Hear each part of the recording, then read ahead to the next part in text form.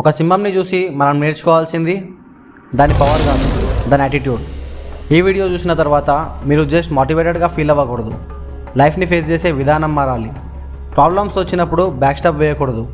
అందుకే ఈ వీడియోలో రియల్ యాటిట్యూడ్ అంటే ఏంటి, దాన్ని ప్రాక్టికల్గా ఎలా బిల్డ్ చేసుకోవాలో మాట్లాడుకుందాం.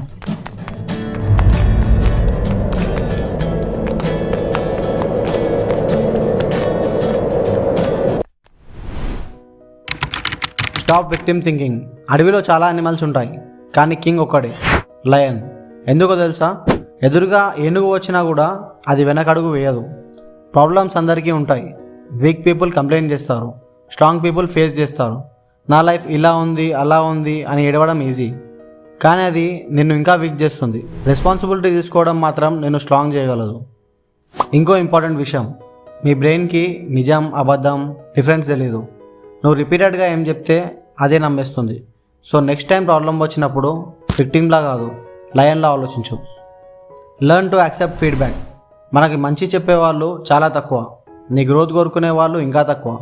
కానీ మనం హర్ట్ అవుతాం, ఈగోకి తీసుకుంటాం. నెక్స్ట్ టైం ఎవరైనా నీ వీక్నెస్ ఇది అని చెప్తే రియాక్ట్ అవ్వకు, రిఫ్లెక్ట్ అవ్వు, ఆలోచించు, ఇంప్రూవ్ అవ్వు. నీ వీక్నెస్ని స్ట్రెంగ్త్గా మార్చుకో. అదే real attitude. Discipline over motivation.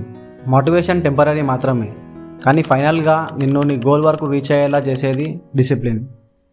సింపుల్గా చెప్పాలంటే, నువ్వు మార్నింగ్ బ్రష్ ఎందుకు చేస్తావు?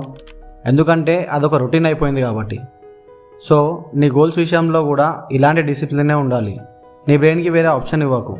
ఇది చేయాలి అంటే ఎట్లయినా చేయాల్సిందే. ఎవ్రీ టైం నీ బ్రెయిన్ని ఇలాంటి సిచ్యువేషన్లో పెట్టు, ఆటోమేటిక్గా నువ్వు బెస్ట్ అవుతావు.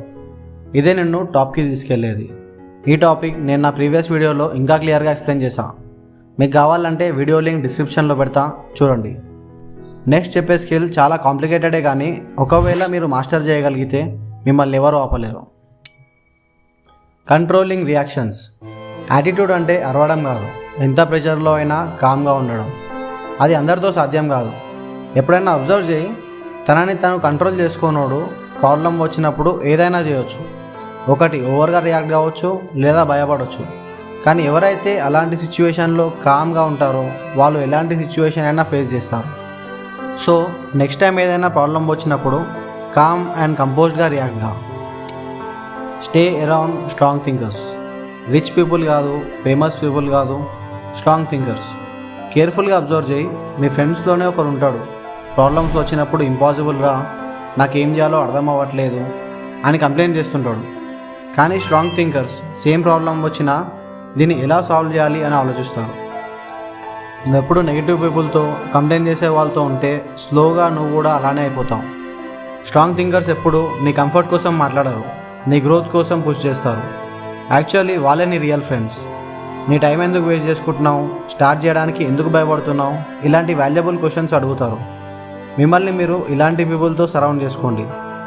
ఇలాంటి వాళ్ళని ఎప్పుడూ లూజ్ చేసుకోకండి. లైఫ్లో రెస్పెక్ట్ కావాలంటే ఫస్ట్ మెంటాలిటీ మార్చుకోవాలి. విక్టిమ్ లాగా కాదు, ఒక లయన్ లాగా ఆలోచించండి. బికాస్ రియల్ యాటిట్యూడ్ అంటే అందరినీ డామినేట్ చేయడం కాదు, నిన్ను నువ్వు కంట్రోల్ చేసుకోవడం. ఈ వీడియో ఒకవేళ హెల్ప్ఫుల్ అయి ఉంటే లైక్ చేయండి, షేర్ చేయండి. ఇంకా ఇలాంటి వీడియోస్ కోసం సబ్స్క్రైబ్ అవ్వండి.